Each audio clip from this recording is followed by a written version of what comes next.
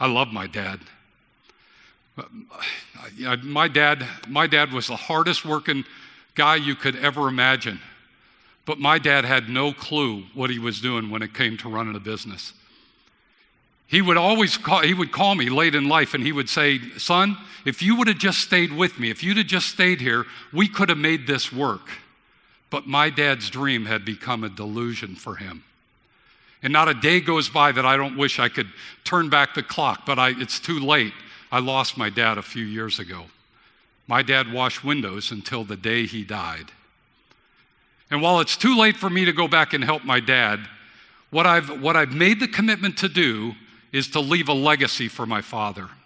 And that legacy is to do whatever I can do to help put an end to small business failure. You see, I believe the problem that Dick faced was one of focus. And I see it with business owners today everywhere.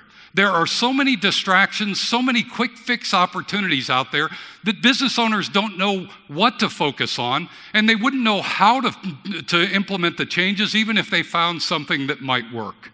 So I've become a student of business over the past 30 years.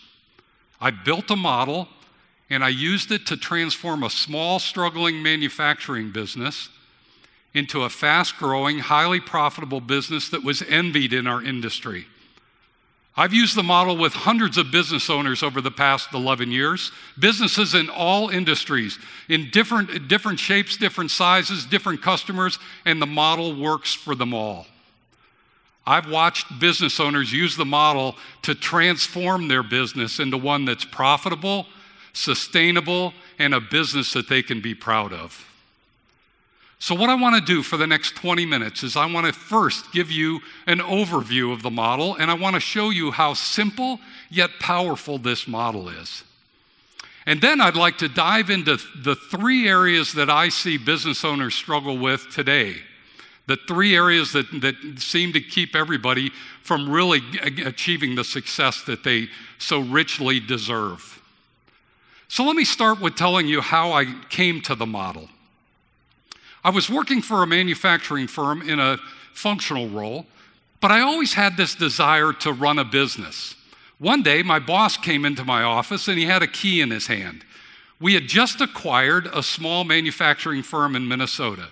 And he walked up, handed me the key, and said, "Rich, this one's yours." I was so excited. I raced home and I told my wife, "Honey, we're moving to Minnesota."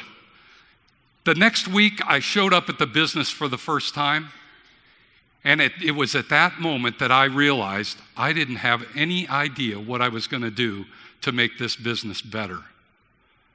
So for weeks, I simply walked around talking to people, asking questions, honestly, just faking it.